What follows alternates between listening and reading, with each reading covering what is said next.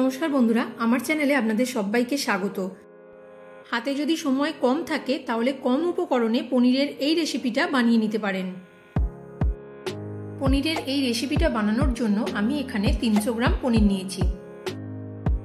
পনিরটা বড় বড় করে চৌকো শেপে কেটে নেব।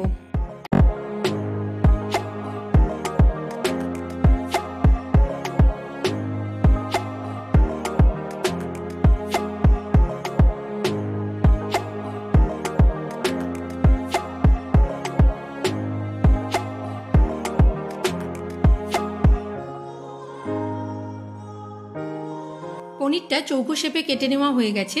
এবার কড়াইতে পর্যাপ্ত পরিমাণে সাদা তেল দিয়ে তেলটা একটু গরম হলে পনিরের টুকরোগুলো দিয়ে দিচ্ছি। এবার পনিরের দুপিটি হালকা করে ভেজে নেব। পনির খুব বেশি ভাজবো না, কারণ পনির বেশি ভাজলে শক্ত হয়ে যায়, তাই হালকা করে ভেজে নিচ্ছি।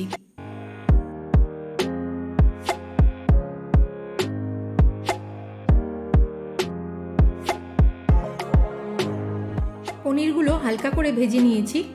এবার কড়াইতে অতিরিক্ত তেলটা তুলে নিয়ে এর মধ্যে 2 ছোট এলাচ আর দারচিনি দিয়ে দিচ্ছি। এগুলো তেলের মধ্যে হালকা একটু নাড়াচাড়া করে নিয়ে এবার এর মধ্যে দিয়ে দিচ্ছি 1 টেবিল চামচ আদা বাটা।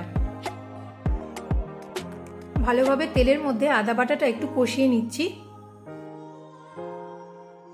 এবার এর মধ্যে দিয়ে দিচ্ছি 6 টেবিল চামচ পরিমাণ ফ্যাটানো টক দই আর দিচ্ছি 2 কাঁচা লঙ্কা।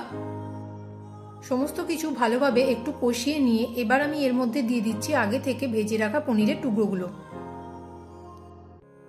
অল্প পরিমাণে জল দিচ্ছি আর দিচ্ছি শুকনো লঙ্কার গুঁড়ো, নুন আর খুব সামান্য পরিমাণে একটু চিনি দিলাম। এবার সমস্ত কিছু ভালোভাবে মিশিয়ে নিচ্ছি। সবকিছু ভালোভাবে মেশানো হয়ে গেলে এবার কড়াইতে ঢাকা দিয়ে 4-5 মিনিট মতো রান্না হতে দেব। এবার অল্প পরিমাণে কাসৌরি মেথি নিয়ে হাতে একটু ক্রাশ করে নিয়ে ছড়িয়ে দেব। গ্যাসের ফ্লেম বন্ধ করে দিলাম। এবার ডেকোরেশনের জন্য ওপর থেকে একটু ফ্যাটানো টক দই ছড়িয়ে দিচ্ছি। আপনারা দইয়ের বদলে ওপর থেকে ফ্রেশ ক্রিমও ছড়াতে পারেন, এটা কিন্তু অপশনাল। এটা আপনারা রুটি, পরোটা বা লুচির সাথে পরিবেশন করতে পারেন।